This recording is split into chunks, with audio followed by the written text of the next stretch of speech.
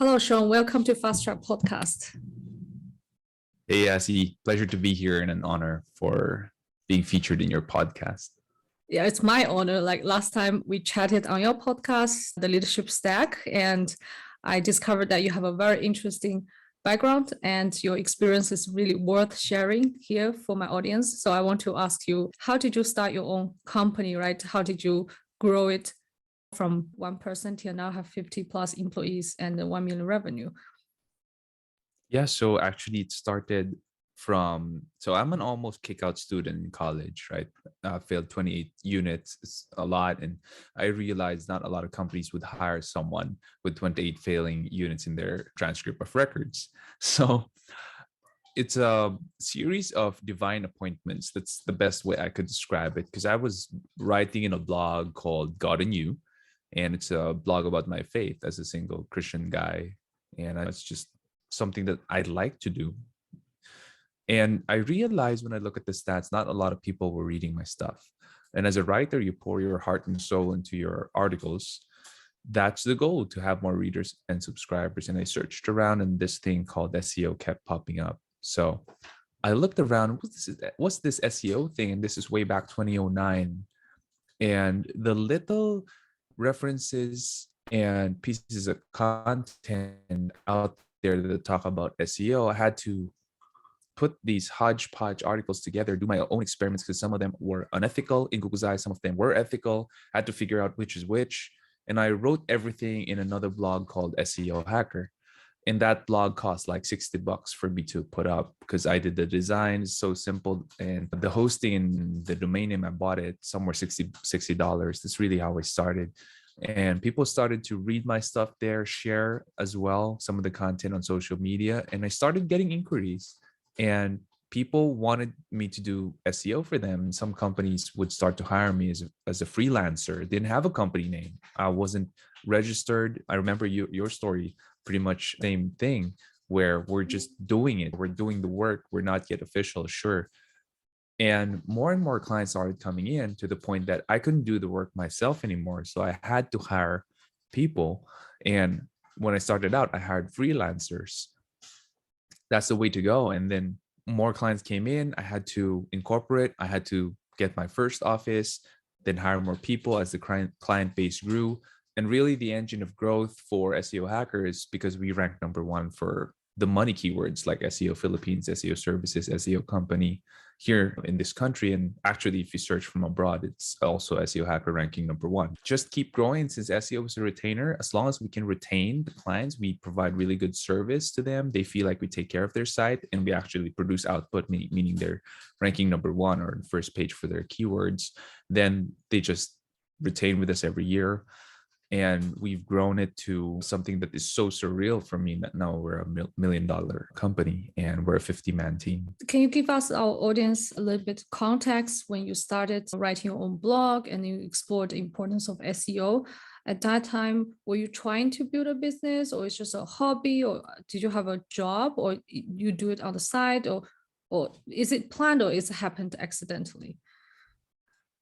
I would say that a lot of things just happened like it was the next bend. So imagine you're driving to a far off place and there's a mountain range, right? You're heading towards the mountains.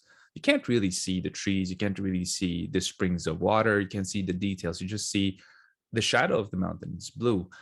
And you can see the road, and that's it. And all you can see is the next bend. Whatever your headlights can show you if you're driving at night, that's all you can see. So my experience in building the business, it's much like that. I can only see up until the next bend, and that's it. And I did have a job. I was, for some reason, I got into HP. I don't know why they hired me up to today. It's one of the miracles of my life. And I was doing SEO on the side already, because I started the God and You blog 2009. I got into HP somewhere 2010 of March. So I graduated Feb 2010, got into HP March 2010. But I worked there only 5 months, and I told my leaders there that I have this thing called SEO Hacker, and it's paying me 5 times more than what I'm getting in HP. And they were kind enough to understand my situation. And so we planned my transition out, and HP is a really good company. I can't promote them enough. I can't say enough good things about them. And I finally went full time building SEO Hacker. And I had no management background. I don't know how to hire, I don't know how to interview, I don't know how to manage an office. I didn't know anything about accounting, anything about legal. So I had to learn these things as I went and as the need arises as well. Now I have a lot more time studying ahead of time because a lot of the things I just outsource to third party, like legal accounting. I just outsource these things. But during that time, it's really trying to figure things out by myself just when they come on the next bend. I'm curious, like when you were working at HP, most of the biggest challenge for many young startups would be acquiring new customers and grow to a stage that is cash flow positive or have sustainable cash flow. And how long did it take you to arrive at that point? And what did you do to arrive at that point within this time frame?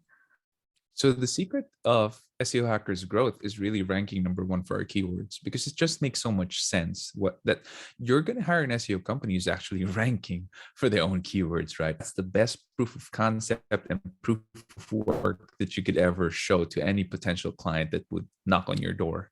And with SEO Hacker, we've maintained that lead for years and years. We've always been number one. So I have that healthy pipeline. And I also happen to be a Filipino Chinese. And here in the Philippines, the Filipino Chinese community is not that big. But once you have a good reputation there as a very good supplier, you take care of your clients and stuff, it just spreads out. So I got leads from there as well. I got a good pipeline from there. And it's all a matter of making sure that you do your work excellently and you take care of your reputation. Compile that with, we are ranking number one and we're getting perpetual leads from there, perpetually good and qualified leads from there. That is really how SEO Hacker has reached stability at a very fast pace. In the second or third year, we were already a very stable company. And our fifth year was all about planning to scale up, having couple of floors of a commercial building already. I started out in the attic of my parents' house. It was hot, it was dusty, and it was nothing glorious. But from there to 5 years, fast forward 5 years, and I did rent like a residential house here in Parañaque where we hold office. And for a long time, we were in a residential house, and that's our headquarters. And then I think it was like 6 or 7 years, then we got to upgrade to 3 floors of a commercial building. And that's a huge step up. And we had to prepare for scaling up all the capital expenses, all of the processes and systems that we had to put in place, all of the documentation that we have to write and put in place. But yeah, that's the stability came in early because of that secret. Yeah, and now we're touching on the scale up phase, right? You mentioned you also moved to a bigger office, CapEx investment. How did you decide at which point you need to scale up and to how fast and to what extent? How do you make the transition from where you were to a bigger size company? So that was not really a very tough decision when we were there, because hiring really good quality performers, A players, I would say, a lot of them would come into the residential headquarters that we had and see and say, that this might not be the kind of company they want to grow their careers in, because it's a residential house. So there was that hiring choke point where if we had an office very presentable, where it was well designed in the interiors, and we had our official papers everywhere there, operating papers, that would make hiring a lot easier and better for us and build the team from there. And since we are a digital marketing services company, hiring A players is a very big deal. So that's one of the key drivers why we had to do that investment and spend that capital in upgrading our office. Another reason is we were growing too big. So that residential house was actually becoming smaller and smaller by the months that passed. And we knew there would definitely be a point in time where we wouldn't fit. And there was a transition point when we were half of us were working in the residential house and half would be working in the commercial building because it was just one street away, and so people would just walk to and fro. And we, at the end of it, we made it a staff house where people who lived quite some distance away could sleep there after work, and they just go home in the weekend and come back when it's Monday again. It did play out pretty well, and the decision came in quite swimmingly. And then when you talk about like hiring A players, I know it's not difficult, it's not easy, rather very difficult to find the A players. From your own experience, what do you think are the qualities of A players that you are looking for your companies? And what are the commonalities among the people that you decide not to hire or the people who left? Yeah. Okay, very good question. And for those of you who are listening in and you're just starting out, I want you all to know that I hired a lot of wrong people, right? So many wrong, bad people that I learned from. So my hiring process before was really bad. I would sit with the applicant and ask them a couple of few questions and then hire them because we needed someone to do the work. And when they screw up, guess what? They'd resign or I'd fire them and I'd need to do the work anyway. So it was really bad. Don't think that we were able to figure it out early on. Don't get discouraged by that. I'm just like you guys. We started out really not having a good hiring process. Then I listened to podcasts and read books. Patrick Lencioni's stuff is very helpful. He has books like the Ideal Team Player that it's a must read. And I hire now, the things that we look for generally are they have to be humble, meaning when it comes to correction, when it comes to making mistakes, they admit mistakes and they can be corrected. They're willing to learn from you, and they own up. They own up to anything exploded under their wing in a negative way. And the other trait we look for is hungry. They have to be driven. They have to be ambitious. They have to have that drive. Otherwise, if they're coming from a very wealthy family and they're just there for a couple of months with you and they just want to learn and then leave and pack up, that's not that's not a person we'd want to hire, because we want to grow long term with everyone in the team willing to serve the company and make it grow. So humble and hungry, very important. And the last one is smart. And I don't mean IQ smart, emotionally people smart. We want to hire people who can easily communicate to other people. And when you say communicate, it's not just one way, it's not a monologue, it's a two-way thing. So they have to be able to listen where the other person is coming from and communicate in a way where they are understood as well in what they want to bring into the table. And we need these people because we want to build a really good culture in the team. And if you have someone who's not people smart, the buck stops with them. They're the weakest link, and your culture is not going to grow if you have these kinds of people.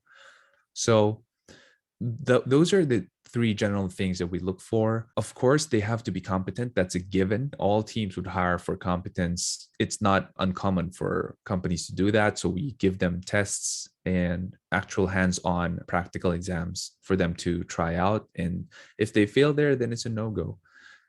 We also have the culture exam.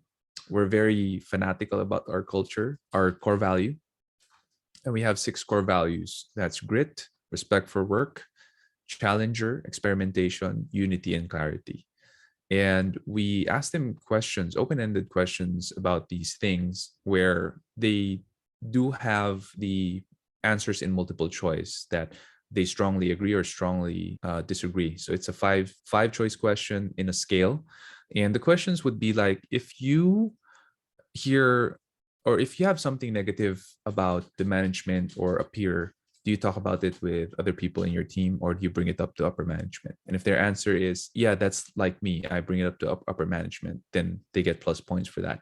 But if they're like, yeah, I talk about with other people and ask for their opinion, then it's going to be a negative for us. So we tally their points, we check their answers, and we check for their culture fit. Now we're very strict and we're very intentional about the people we hire. And it didn't used to be that way, but you got to learn, especially with a services company like us. We are built and operated by people almost completely from end to end.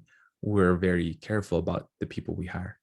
Yeah, that's very well said. And I think those 3 points might also be very useful for someone who is looking for a job, right? Or who wants to progress within their own company. On the drive side, I find it's very interesting because have noticed that from my personal experience while working with people from certain countries. Like it's not, for example, the social welfare is not so good, or they have to make their own living. They cannot rely on the system, and people tend to be more hungry, looking for that next opportunity. And in some markets, like people can be complacent with a normal salary or with any job. They can live a good life or okay life that they're okay with. They don't have to work harder. They have less drive and not so hungry. That's my personal Yeah. observation. And there's the flip side to that. If they're too, I would say, too challenged financially, they have, they're a single mom or a single dad and they really need the money, then we also try to tread carefully with these kinds of people, because it could be that they are too financially challenged, that they're going to be a problem for us. So Yeah. it's really trying to tread carefully about what kind of people you're looking for and what level of drive you would want, what level of ambition and hunger you would want for your team to have. Yeah, exactly. And now, like after 12 years, 8 months, of almost 13 years, having your company established, having a team, having so many clients on retainer on your personal side, because this podcast we often talk about personal financing investment. On your personal side, how do you manage your own, let's say, investment or your wealth now as a established business owner? Right. So when you're in the services industry like I am, you just can't buy more stock and sell it at a higher price. We're not in trading, we're not in merchandising. So when we generate revenue that is in excess, what I do is I have to learn where to invest them. And my portfolio is diverse now, but I started with learning about stocks before. Now my stock portfolio is still there. I don't touch it anymore. I don't trade. I just invest. I do invest in real estate as well. And I invest in crypto. Crypto is my latest venture. So I have invested in crypto startups. And I also have ventured into investing in startups as well. So I trade equity for cash, or I trade equity for cash plus industrial effort, meaning we do SEO services for them. And since they can't really pay us because of their cash flow, because they're a startup, then they trade equity for it for me. So that's, I would say, I'm a serial investor right now and an angel investor as well. I'm not part of a VC fund, but I choose my investments, especially if it's a startup, very carefully. And do you invest in real estate or ETFs, or do you have a wealth manager that helps you to manage your investment, or you do it yourself? I do it myself. So with wealth managers, I know that it's going to be a huge load off your back. But if you know what you're doing, meaning you studied it, and I do studying things that I'm interested in, then it would be a lot better, more profitable, and safer as well for you to manage your own finances. So ETFs, not something that I'm really interested in, because the yield is just at 5-6%, maybe less. And I'm interested in retirement plus inflation. So inflation is 5-6% per year. Retirement, you need 3%. So you add that up, you'd be at 8-9% that you need to beat. And that's just enough for inflation. So it doesn't make sense for me. So I look for 8-12% per annum. Not guaranteed, because there's still guaranteed investments. That's why you have to study and learn where you're going to be investing your money. Yeah, it's funny because now you mentioned about ETF and the inflation. So here in Switzerland, inflation is almost flat, zero or 0 point something. So for people who invest in ETF, say if you average out to 7% per year annual return, like you invest 10, 20 years, it's still a very good return if your inflation is Yeah. pretty flat. But in Philippines, I guess the inflation rate is very high. So if you Yeah. invest the same, S&P 500 ETF, it's not going to help you with your wealth creation. Yeah. For sure. For sure. Yeah. So you mentioned that before you started investing, you learn, you read books. But is there any mistake that you made in your investment journey? For sure. And I consider those my tuition fee. So I've lost money, significant amounts as well, in investing that are, I would say there have been wrong investments where there would be no hope of recovering them. So I just parked it there, and if I did want to withdraw it, I could withdraw it, but at a loss. But there are investments where I'm really waiting for 5 years. I'm investing long term. And in 5 years' time, if they yield 10% per annum, if they do shoot up, then that's a win for me. So I have learned from these wrong investments. I do believe that a lot of good investors have made mistakes and have incurred losses. And that's really the best place for you to learn, because you never forget when you lose money. Yeah, either you win or you learn. Yeah, for sure. And would you mind sharing with us what kind of mistakes did you make? Is it trading, or is it just didn't do enough research and invest in something? Yep, for sure. I would say that it's because of not doing enough research and also jumping in the hype train. So a lot of my investments that are I consider as losses, meaning there's no hope of them shooting up again, or there's very little chances of them shooting up again for me to be able to withdraw them at my investment price at the profit. I'd say most of them are in the crypto space.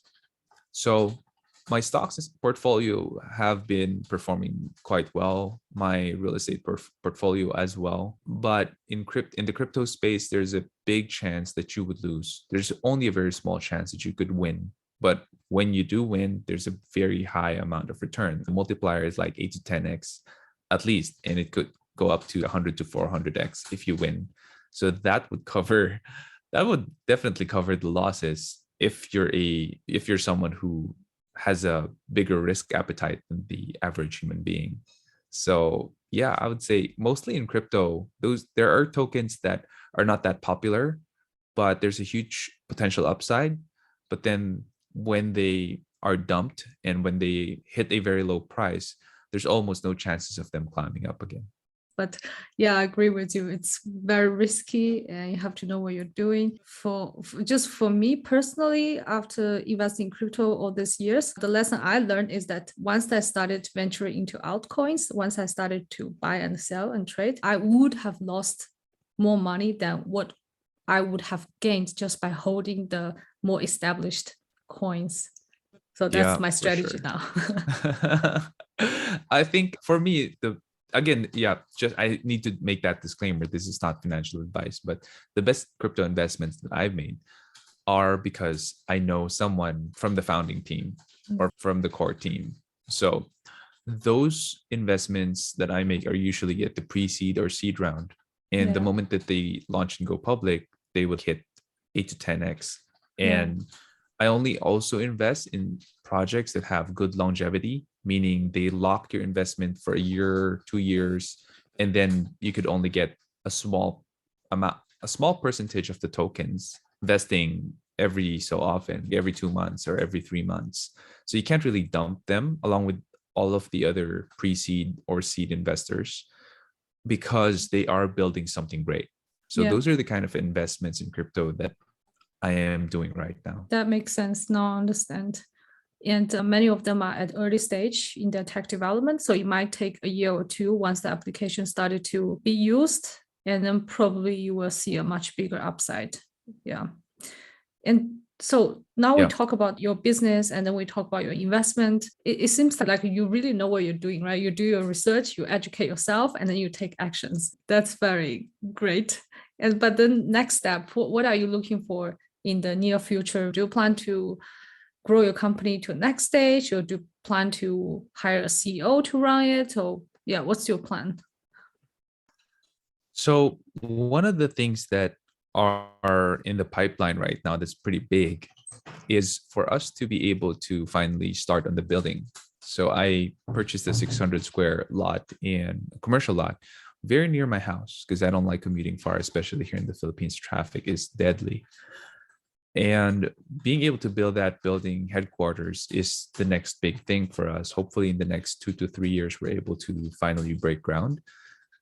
And in terms of hiring the next or raising the next people who would lead the company, that is still on the far horizon. I would love to be able to do that, but there's just not enough people in the Philippines who have the maturity, the professionalism, and the work ethic that would be required for them to be able to replace me as CEO. And I say that with all honesty because the Philippines, if you notice, we're so good with entertainment. When it comes to voting via text, when it comes to international contests like the Miss Universe, if there are voting requirements, all Filipinos would be there. All Filipinos would vote. We love entertainment. The downside of that is growth is not something that is upheld here in our country. Not a lot of people read, not a lot of people listen to podcasts or try to improve themselves or upskill themselves, especially in leadership.